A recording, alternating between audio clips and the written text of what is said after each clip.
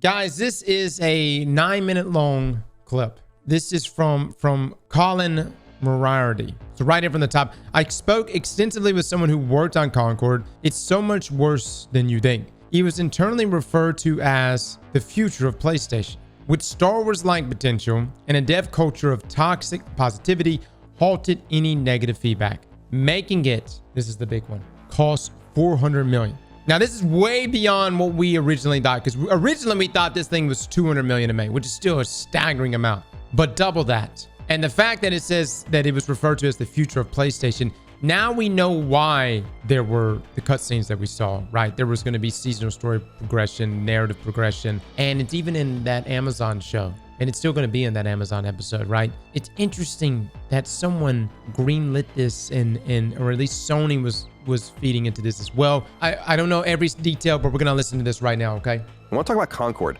I wasn't going to ever talk about this game again because who really gives a shit? However, and I don't do journalism really anymore, as you guys know, and we talk about this a lot. I was a journalist at one time, and I used to break a lot of stories, and these days I don't really grind like that. So the stories that I break these days are usually people, always, not usually, always people coming to me. That's fair. I would say just about every, I get stuff too from time to time when people get let go. That's normally when people open up about things, especially if it's a studio that falls apart, and they share a lot of information in those moments. And someone who worked on Concord reached out to me, and I verified who this person was and went through all of that and talked to this person extensively, for a long time. And got some, I think, interesting information that I can share about Concord.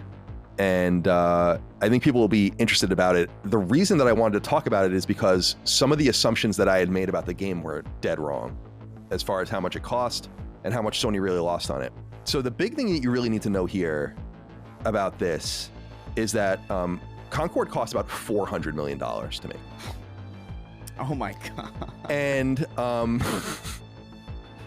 the story goes that Concord, by the time Concord was, so in the first quarter of 2023, Concord had basically entered an alpha state.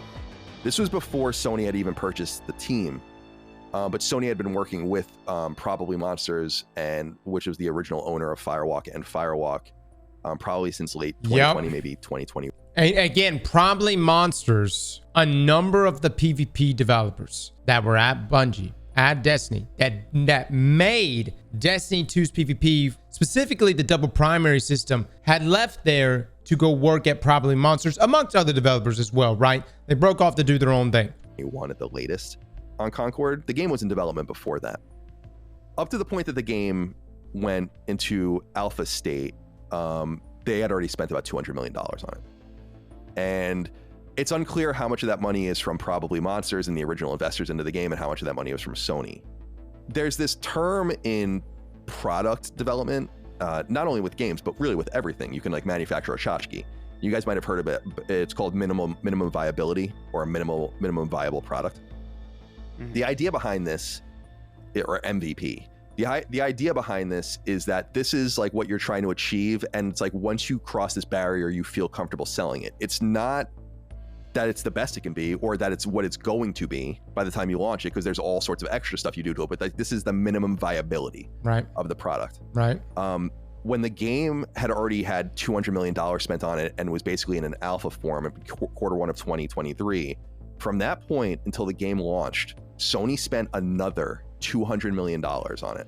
On what? The scuttlebutt behind the scenes about Concord is that the game was in a laughable shape when it was shown, and basically like when the alpha was ready to go, and they were kind of being like, we're ready to. Dude, is there like money laundering happening right now via game development? How in the fuck are things ballooning to this level? To kind of get moving towards getting this thing out in the next year or two. It was in such horrible shape that Sony felt like they needed to spend that much money again. So, 200 plus 200 to get the game to the MVP status, not to the status of it being like a great game, to get it to just viability. God, don't get that. At that time in quarter one 2023, there was nothing done. Like, a major expense was having to urgently outsource much of the game to other studios to finish building the game out, and that two fundamental things were not worked on at all up to the point in which the game was shown in alpha. Onboarding, nothing about that. No, like there was nothing about how players get on, like how they make their character, all that kind of stuff, or, you know, choose their character and get there. And monetization. Two very expensive, very specific and boutique things that happen to games like this. And so that's the first thing that I wanted to say is, okay, so my question is, if it wasn't even at its viable product stage yet, why would Sony invest in it? Why would Sony okay this, go, yeah, this is good enough to throw another 200 million at it and push it out the door?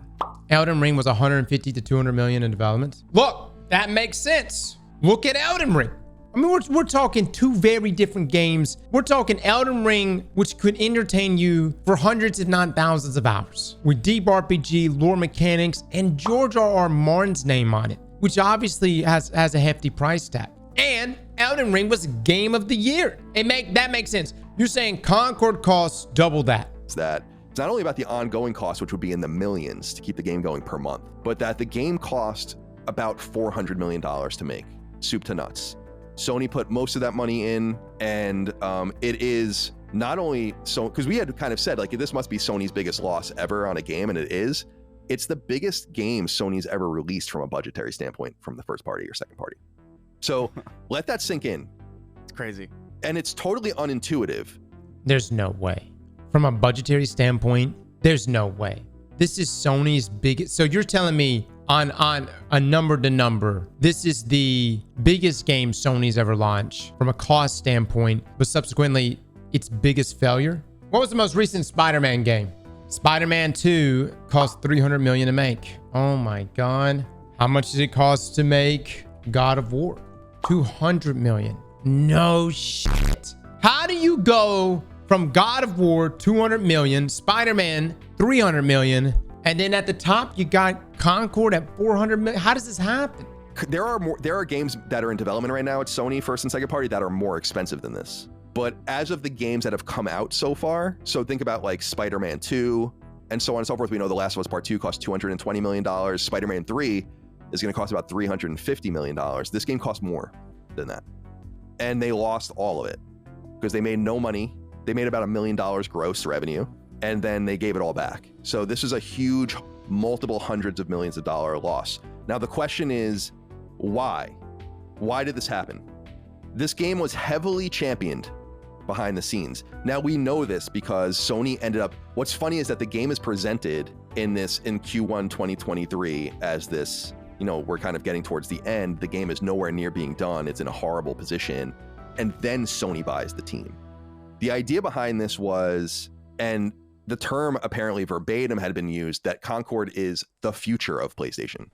That they had such major ambition for this game that it was referred to internally as a Star Wars-like project for Sony. That it can be repeatedly revisited over and over and over again, not only in cross-media, but in what we were seeing. We've already kind of seen little bits of it. So the weekly story vignettes that they were going to release, and then of course the inclusion in Amazon's Secret Levels anthology, that's like just scratching the surface of it. Who said that? Who looked at Concord and was like, yes, this is going to have the same impact as Star Wars? Look, Star Wars dips into a lot of things. And look, I don't necessarily like Star Wars games. I definitely don't like Outlaws. But what Star Wars has is this nostalgia root of all of us grew up watching Star Wars. And so you had movies to different series, now multiple series to different games that we've played over the years. So it had a base to build off of. It's got a fan base. Nobody knew Concord, unless somebody tell me differently. Was Concord based on like a book or a manga or something? Like, is there something I don't know about Concord? As far as I know, this was its first reveal. Its universe was this was its first time in front of all of us. Like, to make a claim like this is the future of PlayStation, what I would think is like, okay, maybe if there was like this crazy single player experience that was delivered in the Concord universe that had like the impact of like the Halo series, and then they branched off to do these other projects,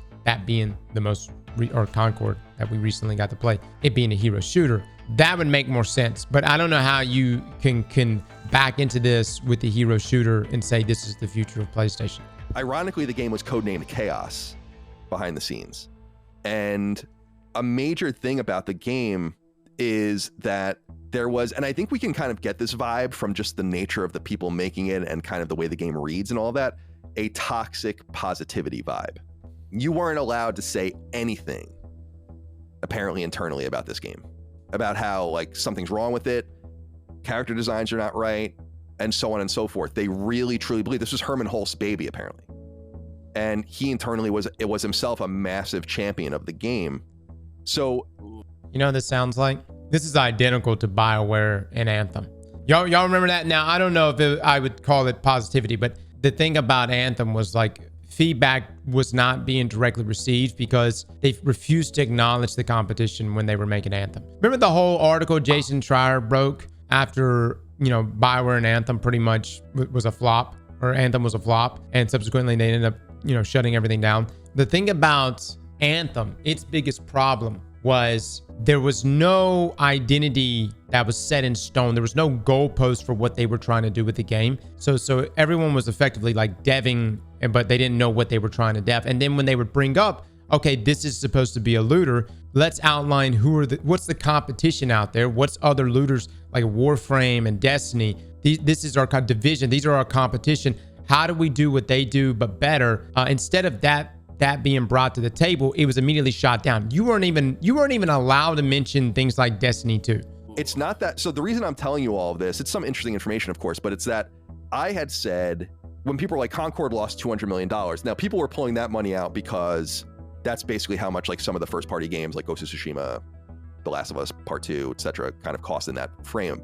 And I was like, there's no way that it costs that much. I was saying like it cost 9 figures probably, like low $100 million, but there's no way it cost $200 million. No, it cost $400 million. So, and I am totally solid on this source, by the way. So that's why I'm willing to share it with you. Because again, I'm not really a journalist. So yeah, the big things to take away, $400 million loss. The game was in horrible shape as of 18 months ago before release. Not even monetization, no onboarding, most content not even there.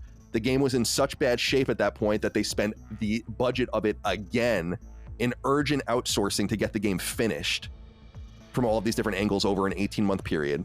Internally, the game was considered part of the future of PlayStation with heavy cross-media references and a system of toxic positivity surrounding it that didn't allow anyone to meaningfully change the course of the game. Because if the people at the top truly believe in something, you're not going to be able to do much about that, I don't think, from the trenches. So I thought people would be interested in that, and just wanted to throw that out there that, yeah, Star Wars really apparently, or I'm sorry, Star Wars. Sony really saw this as a Star Wars-like project for them, like the potential to, and now it makes sense. Yeah. Not only why they spent so much money on it, but why they bought the team. So there are people there, and to me, it's unclear who exactly the people are. I know some of the names. I don't want to get too deep into that because a lot of the things I learned were off the record, but obviously this is on background. And it's like, yeah, now it makes a little more sense. You spent, and by the way, the $400 million, not included in how much it cost to buy the team.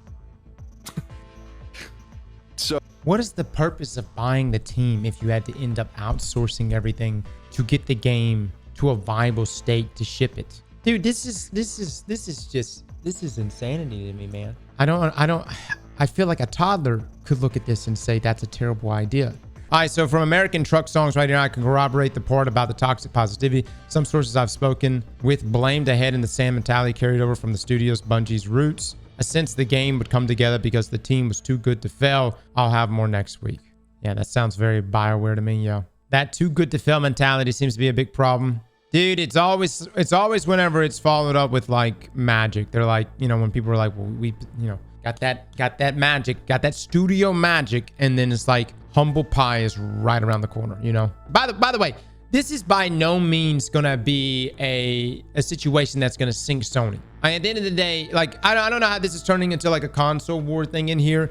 PlayStation, Sony won a long time ago. Okay, we've already established Xbox. You guys, if you had not had Microsoft and the infinite money glitch, things would be way worse. If not, you guys would have been completely out a long time ago.